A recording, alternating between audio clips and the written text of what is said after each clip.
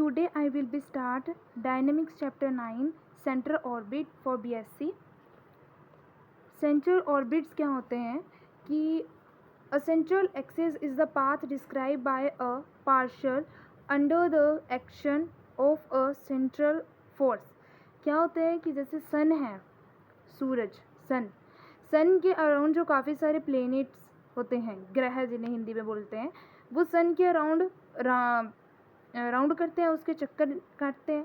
तो जो वो सन है, जो सन और जो वो प्लैनेट्स है, ग्रह हैं, उनके जो बीच में जो फोर्स आपका बन रहा है, तो वो जो सेंटर से उस सन से जो उन प्लैनेट्स के बीच के बन रहे हैं वो राउंड, तो वो सारा का बीच में जो क्या है वो उसका सेंटर फोर्स बनता है सन.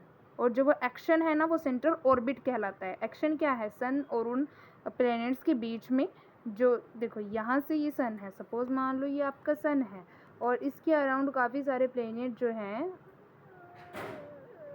गतिमान हैं, गति कर रहे हैं, स्पीड कर रहे हैं, अपना मतलब चल रहे हैं, इसके साइड में राउंड कर रहे हैं. तो जो ये सन है ये तो इसका सेंट्रल है, ये सेंट्रल फोर्स है. और जो ये काफ़ी सारे ये है ना, ये सारे ये क्या है? सेंट्रल ऑर्बिट्स हैं, इस सेंटर के ऑर्बिट्स हैं. तो सेंट्रल ऑर्बिट, इससे आप इसको ध्यान में रख सकते हो. तो डेफिनेशन क्या बनती है? Central orbit is the path describe by a partial under the action of a central force. इस पर बेस्ड एक मोस्ट इंपॉर्टेंट थ्योरम जो काफ़ी बार एग्जाम्स में पूछी जाती है वो है central orbit is always a plane curve. कि जो ये सेंट्रल ऑर्बिट होता है ना, ये सेंट्रल ऑर्बिट्स हैं, ये क्या करते हैं? ये हमेशा क्या बनाते हैं? कर्व बनाते हैं. कर्व कैसे? देखो ये सन है, इसके अराउंड ये काफ़ी सारे ये हमारे प्लैनेट्स हैं और ये इसके अराउंड देखो ऐसे ऐसे ऐसे ऐसे राउंड कर रहे हैं. तो ये लाइक कर्व नहीं बना रहे. अगर हम इतने वाली देखें तो यहाँ पर ये इतना भी एक कर्व बना रहा है, यहाँ पर देखिए यहाँ भी एक कर्व, ये पूरी सर्कल बना रहा है. तो कुछ ना कुछ कर्व बनाते हैं. तो इसको हमने प्रूव करके दिखाना है.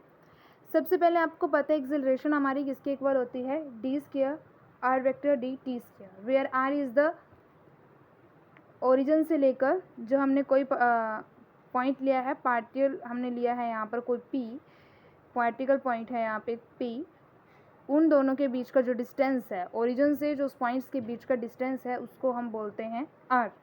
तो उसका differentiation second time and T हमारा क्या है जिसके रिस्पेक्ट में हम करते हैं डिफ्रेंशिएशन. तो हम देखेंगे, हमने फर्स्ट टाइम तो एक्सेलरेशन ली, ये पॉइंट ओ है, इसके अराउंड फोर्स मान लो पॉइंट ये है और ये ऐसे ऐसे पॉइंट का फोर्स है, ये ऐसे ऐसे आपका सारा का सारा क्या हो रहा है? राउंड कर रहा है इस ओ के लिए. जैसे मैं अपने सन का मैंने आपको दिखाया था, सन और प्लैनेट का, यहाँ पर एक पॉइंट ओ है जिसमें पी जो है वो ऐसे ऐसे आगे आगे आगे से राउंड कर रहा है ओ के. तो अगर मैं ओ और पी को एक टाइम के लिए देखूँ तो ये तो मेरा एक लाइक एक्सेलरेशन बन रहा है. जो ओरिजिन से एक पॉइंट्स के बीच में जो डिस्टेंस है वो आर है, और जब मैं इसको निकालती हूँ तो मेरे पास लाइक एक्सेलरेशन है बिकॉज इसकी डायरेक्शन में लग रहा है. जो सेंट्रल ऑर्बिट्स होते हैं वो हमारे सेंट्रल फोर्स के रिगार्ड्स लगता है हमारा इनका जो फोर्स होता है. तो अगर मेरा कोई भी फोर्स ओरिजिन से किसी पॉइंट्स के बीच में कोई फोर्स अप्लाई हो रहा है और देन वो ओरिजिन की तरफ है तो वो एक्सेलरेशन होता है ना. तो ये एक्सेलरेशन है, तो मैंने एक्सेलरेशन निकाल दिया. अब जैसे जैसे ये फोर्स आगे आगे मूव करेगा, आगे आगे राउंड करेगा, यहाँ पे पी है, समटाइम यहाँ आ जाएगा, क्यू बन जाएगा, आगे आर एस ऐसे ऐसे चलता जाएगा, इसके ओके राउंड करता जाएगा. तो ये आपका एक आर एक्सेलरेशन वाला है और दूसरा तो सम इसमें चेंज हुआ, डिस्प्लेसमेंट हुई, वो यहाँ पे आ गया.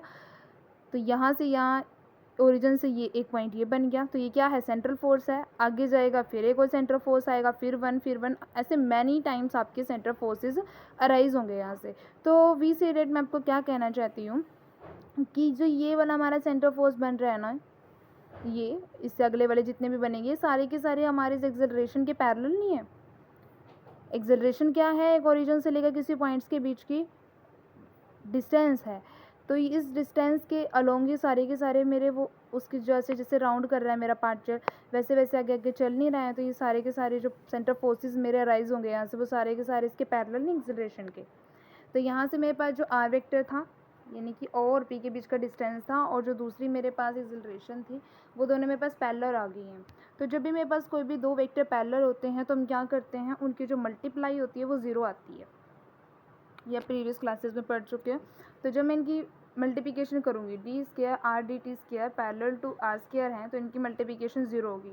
मल्टीप्लिकेशन मैंने मल्टीप्लिकेशन कर दी, वो ज़ीरो है.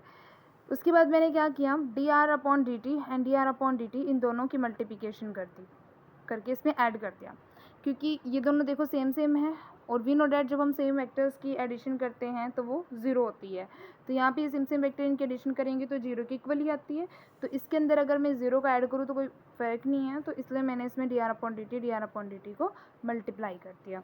देन अब उसके बाद क्या करूँगी, ये मेरे पास एक फार्मूला बन रहा है d upon d are upon D t cross r का।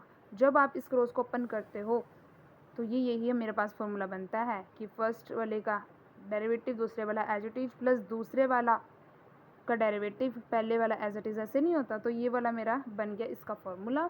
देन उसके बाद ये अगर किसी वेक्टर को आइडेंटिटी, अगर किसी का ये डेरिवेशन आ रहा है, देखो D R upon D T R का डेरिवेशन जो है वो ज़ीरो है, और अगर किसी का भी डेरिवेशन ज़ीरो होता है इट मीन्स वो कांस्टेंट है। तो then d are upon D t cross r जो है वो कांस्टेंट है, जिसको मैंने यहाँ पे एच से ही कर लिया। ठीक है, उसके बाद क्या करेंगे हम, जो आर है ये वाला है ना, ये वाला वो वेक्टर है ना हमारा जिसको मल्टीप्लिकेशन करने के बाद ज़ीरो आई है, मतलब जिसका डिफ्रेंशिएशन आपका ज़ीरो आया है। तो इस वाले वेक्टर के साथ में आर की मल्टीप्लिकेशन कर देती है, लेफ्ट हैंड साइड भी राइट हैंड साइड भी। जैसे ही मैंने मल्टीप्लिकेशन करी तो देखो इस साइड पे तो आर, अब आप जानते हो कि जैसे ऐसे स्केलर हमारे पास होता है कि अगर ए फोर्स बाहर है, बी ओ सी अंदर ऐसे क्रॉस है, इनकी ऐसे डॉट है, तो ए बी सी को हम ऐसे सेपरेट सेपरेट लिख सकते हैं। तो यहाँ पे मैंने r d are upon D t into r का से अलग अलग कर लिया और then r n dot h. अब आप जानते हो कि जब मेरे दो, अब यहाँ पे देखो ये सेम हो गए, आर फोर्स यहाँ पे हो गया, आर फोर्स यहाँ पे हो गया, इट मीन्स ये दोनों के दोनों क्या, ये क्या बनेंगे, अब जैसे ए बी ए होता है वो मेरा जीरो नहीं आता, तो यहाँ पे ये मेरा कितना बनेगा, ज़ीरो। ये दो सेम हो गया आर तो ज़ीरो बन गया। तो क्या बचा, r vector into h vector, और एच क्या है, कांस्टेंट है, और आर एक क्या है, ओ से पी, ओ से उस पी पॉइंट की डिस्टेंस है। तो देन मेरा क्या बनेगा, आर एच ज़ीरो है। तो जब भी किन्हीं दो वेक्टर्स की डॉट ज़ीरो होती है, अगर मल्टीप्लिकेशन ज़ीरो होती है तो वो पैरेलल होते हैं, और अगर उनकी डॉट ज़ीरो होती है तो वो क्या होते हैं, परपेंडिकुलर होते हैं। तो इन दोनों की डॉट ज़ीरो इट मीन्स जो आर है वो एच के परपेंडिकुलर है। तो यहीं से मेरे पास अब देखो कि जो मेरे पास ये सेंटर और ये परपेंडिकुलर आ गई है। अब परपेंडिकुलर से क्या होगा कि जैसे कोई सेंटर पॉइंट था, जैसे मैंने सन का एग्जांपल लिया था यहाँ पर, ये अब इन्होंने शो कर दिया कि जो आर वेक्टर, ये हमने आर ही नहीं लिया था, एक ओ से इस पॉइंट पी का ये हमने आर लिया था। तो जैसे जैसे ये आर मेरा आगे आगे जाएगा, इसके साथ ये आर है, ये एच यहाँ पे परपेंडिकुलर है ऐसे, लाइक ये एच है, आपका पेन है, ये एच है, और यहाँ से जैसे आगे जाएगा पी है, यहाँ पे थोड़ा सा आगे जाएगा क्यू बनेगा, परपेंडिकुलर भी साथ साथ चलेगा, आर वेक्टर भी चलेगा, परपेंडिकुलर भी चलेगा। देन परपेंडिकुलर जैसे जैसे आगे आगे जाता जाएगा तो लाइक का ये क्या बनाएगा, एक स्पेस अपने लिए बना लेगा, एक प्लेन बना लेगा, और स्पेस को हम क्या बोलेंगे, प्लेन। तो जो हमने ये प्रूफ करना था कि अगर हमारे पास कोई भी सेंट्रल ऑर्बिट है वो ऑलवेज प्लेन कर्व बनाता है, तो यहाँ से मेरे प्लेन का प्रूफ हो जाता है। क्या किया हमने इसमें, सबसे पहले हमने निकाला कि अगर ओ से पी की पॉइंट है, किसी के बीच की डिस्टेंस है, वो एक्सिलरेशन होती है, जैसे अगर ओरिजिन की तरफ ही उसका फोर्स अप्लाई हो रहा है, वो डायरेक्शन उसी डायरेक्शन में हो रहा है ओरिजिन की तरफ, तो एक्सिलरेशन होता है। उसके बाद हमने एक और पॉइंट लिया, जैसे जैसे आगे एक सेंट्रल ऑर्बिट लिया जो कि डी आर है, वो उसके पैरेलल है, तो अगर पैरेलल है तो उनकी मल्टीप्लाई जीरो होगी, उसमें D R upon D T की अपने आप से हमने मल्टीप्लाई कर दी, बिकॉज कोई फ़र्क नहीं है क्योंकि जीरो की इक्वल होती है। तो उसके बाद हमने क्या किया, ये पास लाइक का फॉर्मूला बन रहा है derivation of d are upon D t cross r का। तो यहाँ से मेरे पास आ गया कि किसी का डेरिवेशन जब जीरो होता है इट मीन्स वो कांस्टेंट है, तो मैंने उसको कांस्टेंट का नेम दे दिया।